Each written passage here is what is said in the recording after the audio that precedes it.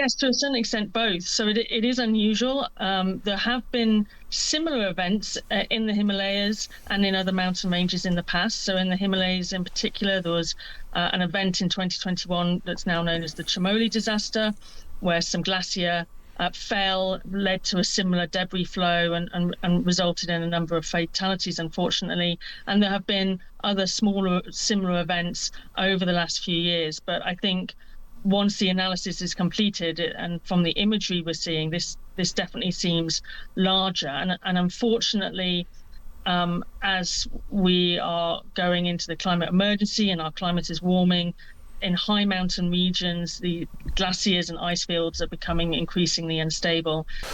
Look, there's a lot of grim news this morning. Let's get into some of it. There's this really shocking news from Nepal. More than 800 people are missing. At least 270 are known to have died after a flash flood and a mudslide in an area on the border with Tibet. 33 British citizens are thought to be unaccounted for. Those numbers are likely to change throughout the day. The Work and Pensions Secretary, Pat McFadden, told Times Radio the UK is working closely with the Nepalese authorities. My colleague, the Foreign Secretary, Ed Miliband, has posted on social media phone numbers that people can call for further information. We are working as closely as we can with the Nepalese authorities. Consular assistance is available to families, but it's a fast-moving picture.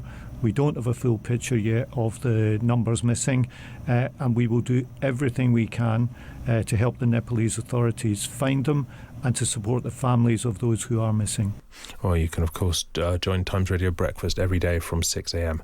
Andy, the videos you can see on thetimes.com about this, and indeed elsewhere, of these floods, they're so shocking, they're quite hard to comprehend.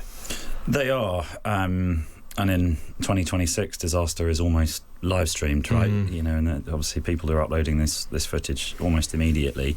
The edited videos are tough. Obviously, one of the things you do in a newsroom is you often see the unedited footage on other people's computers, and that's even worse. Yeah. So yeah, it's pretty grim. We still, as Pat McFadden said, we still don't 100% seem to know quite how and why this has happened. There are obviously a number of theories, but what we do know, I think, is that the death toll, which is in the hundreds at the moment, or low hundreds at the moment, is almost certainly going to rise over the coming 24, 48 hours as some of these unaccounted for individuals are disappointingly accounted for. Yeah, and indeed, and the places, by definition, the places we've seen the footage for are the more populated areas that this kind of swept through. I've been to Nepal. I haven't been to this part of Nepal, but you can well imagine, houses don't stand up long against that kind of onslaught. I mean, when you watch some of this footage, you can see a river sort of growing and growing and growing, and you're almost like in a it sounds like a sick way, but in an obvious sort of mental thing you're doing. You go, well, that house is obviously going to be okay, and then the river's 5 times the size. That house is obviously going to be okay, and then the river's 10 times the size. It's absolutely chilling. Yeah, it's the permanence of things like bridges, and you see them and you think, well, it's 10 foot under the bridge, it'll be fine, and then 3 seconds later there is no bridge. It's quite staggering, quite terrifying. And yeah, it's going to be an extraordinary rescue operation over the next 24, 48 hours. But also, these are parts of the world where the economy is not flourishing. It's going to take an awful long time to rebuild. No, these can be remote areas. I'm sure we're going to hear an awful lot about that. Look, in a moment we're going to be speaking to a professor of geohazards,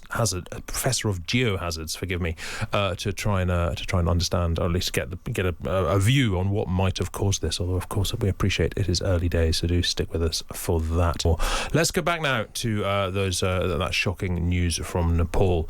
We were talking about the floods on the Nepal-Tibet border. Just to remind you, more than 800 people are missing, and at least 270 are known to have died after a flash flood which led to a mudslide.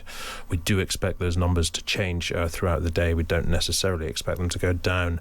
Let us speak now to Sarah Boulton. She's a professor of geohazards at the University of Plymouth. Sarah, hello.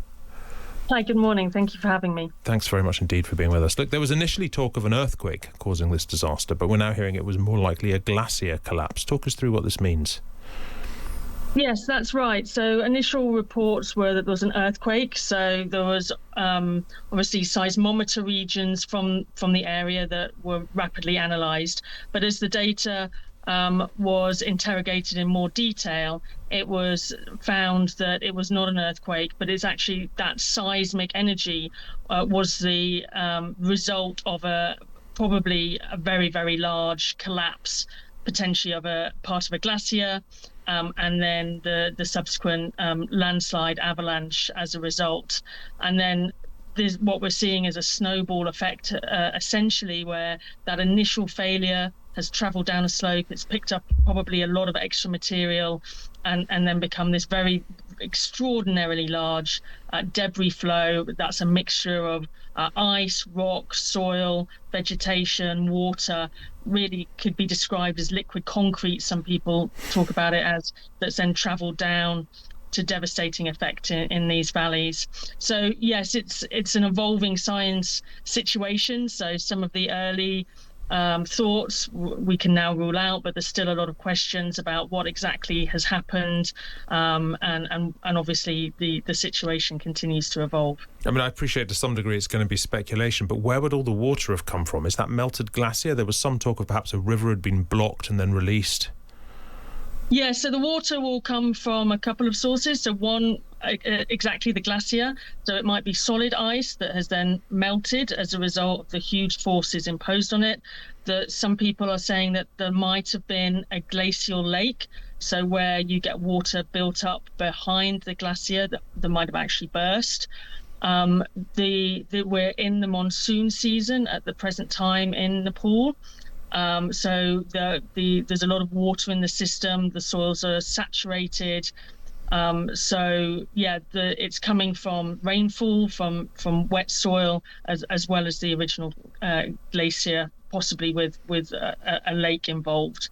And as you say, there's been some talk about whether that initial failure might have caused further damming, natural damming of the rivers. But I think until we get satellite imagery, we can't be 100% sure. But I have heard that there are news reports coming out of China that suggest that there is a blockage upstream that obviously is still posing an extreme risk to the people there and the people trying to come in to help rescue those affected.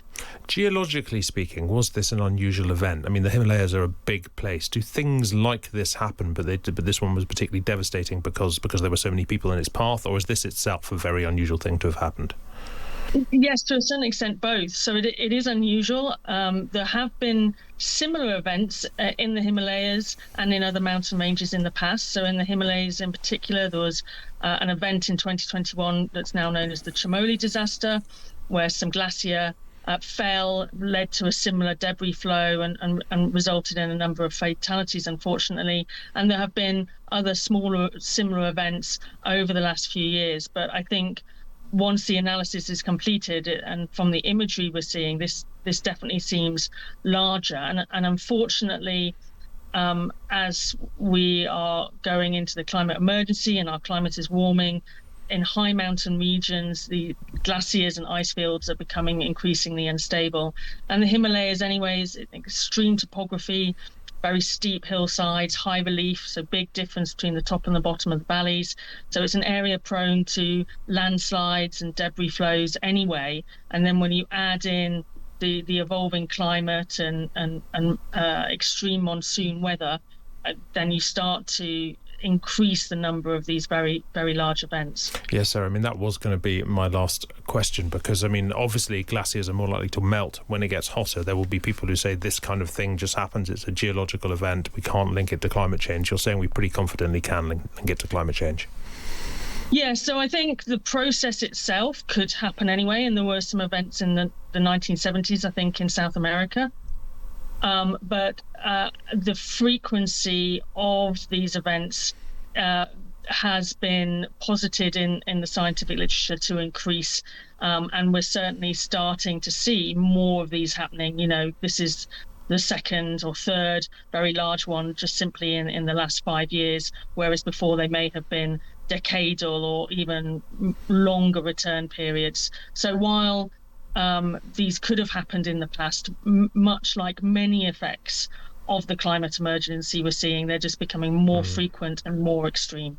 Sarah Boulton, thank you very much indeed. We really appreciate your time this morning. Sarah is a professor of geohazards, a word I've finally successfully managed to say, at the University of Plymouth. Really good to have her expertise.